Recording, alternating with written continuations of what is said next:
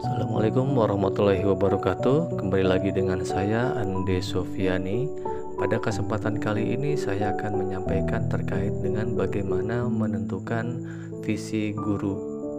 Nah, visi guru ini sesuai dengan pernyataan prakarsa perubahan yang disusun berdasarkan dimensi profil pelajar Pancasila dengan menggunakan metode Bagja.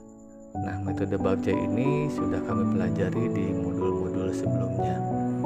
Nah, dalam membuat visi ini yang pertama adalah merumuskan visi itu sendiri dengan melukiskan berbagai macam imaji-imaji yang ada pada peserta didik. Yang pertama adalah contoh misalnya beriman, takwa, kreatif, kompeten, karakter, tanggung jawab, loyal, produktif, kooperatif, inovatif, cerdas, dan yang lainnya. Kami kumpulkan menjadi satu sehingga dapat diperolehlah visi nantinya. Nah, visi variabel yang tadi disesuaikan dengan dimensi profil pelajar Pancasila yang terdiri dari beriman dan bertakwa, berkebinekaan global, mandiri, gotong royong, kreatif, dan bernalar kritis. Nah, variabel-variabel nanti disusun berdasarkan dimensi profil pelajar Pancasila ini. Kemudian dapat ditetapkan dari variabel tadi disesuaikan dengan profil pelajar Pancasila. Yang pertama adalah beriman, itu sesuai dengan dimensinya, beriman dan bertakwa. Kompeten sesuai dengan dimensinya, yaitu mandiri, kreatif, bernalar kritis. Dan yang terakhir adalah karakter sesuai dengan dimensinya, yaitu kebinekaan global dan dimensi profil pelajar Pancasila, gotong royong. Nah, visi ini kami simpulkan menjadi visi saya, yaitu yang berbunyi mewujudkan peserta didik yang berinterkom secara berkesinambungan. Berinterkom di sini adalah beriman, berkarakter, dan kompeten. Insya Allah dalam 5 sampai dengan 10 tahun akan terlaksana dengan baik dan menghasilkan suatu kegiatan yang sukses. Langkah yang berikutnya adalah pernyataan prakarsa perubahan.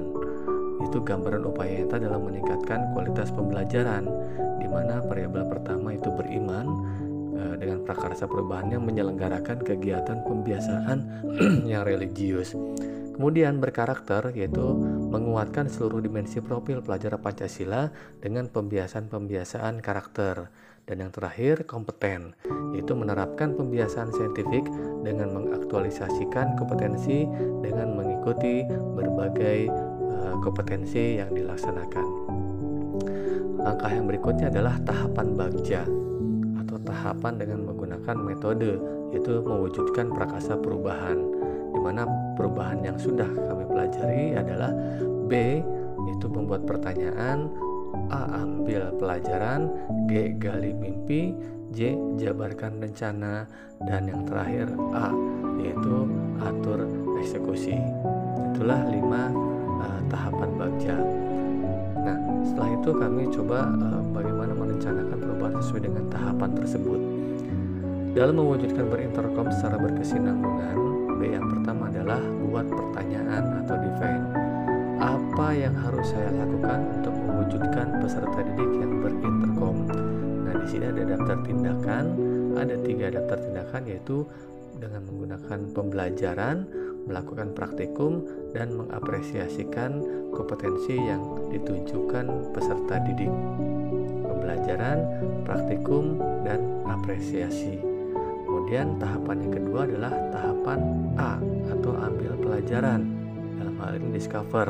Pertanyaannya adalah siapakah yang mempunyai pengalaman dalam meningkatkan kompetensi, kemudian apa aktivitas yang membuat peserta didik merasa berinterkom, dan apa kompetensi yang sudah saya miliki dalam mewujudkan berinterkom.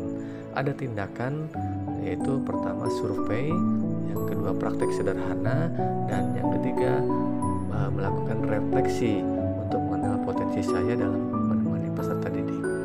Tahapan yang ketiga adalah gali mimpi. Dalam hal ini dream. Pertanyaannya adalah apa peserta didik bersemangat dalam mengikuti kegiatan pembelajaran, kemudian apa peserta didik dapat berprestasi, dan apa pembelajaran dengan pembiasaan dan peningkatan kompetensi sudah berjalan dengan baik. Nah, ada 3 daftar tindakan. Yang pertama adalah survei pembelajaran, yang kedua wawancara, dan yang ketiga mempelajari literatur untuk menyusun pembelajaran. Kemudian tahapan yang keempat adalah jabarkan rencana. Dalam hal ini adalah desain. Pertanyaannya adalah, apa langkah awal dalam mewujudkan peserta didik yang berinterkom? Apa langkah terobosan untuk mewujudkan peserta didik yang berinterkom? Dan apa evaluasi pembelajaran dan pembiasaan dalam mewujudkan peserta didik yang berinterkom? Nah, ada 3 daftar tindakan. Yang pertama adalah identifikasi, yang kedua menyusun skala prioritas, dan yang ketiga berdialog. Kemudian tahapan yang kelima adalah atur eksekusi atau deliver. Siapa yang dapat mengarahkan, siapa yang memantau perwujudan, dan siapa yang dapat mengevaluasi perwujudan peserta didik yang berinterkom. Ada 3 daftar tindakan, yaitu rubrik, membuat tim rencana, dan membuat tim teknis, yaitu menyusun tim pelaksana dalam kelas yang beranggotakan perwakilan peserta didik. Sehingga dapat kami simpulkan bahwa visi yang kami buat mewujudkan peserta didik yang berinterkom, beriman, berkarakter, dan kompeten secara berkesinambungan. Insya Allah sukses. Terima kasih. Assalamualaikum warahmatullahi wabarakatuh.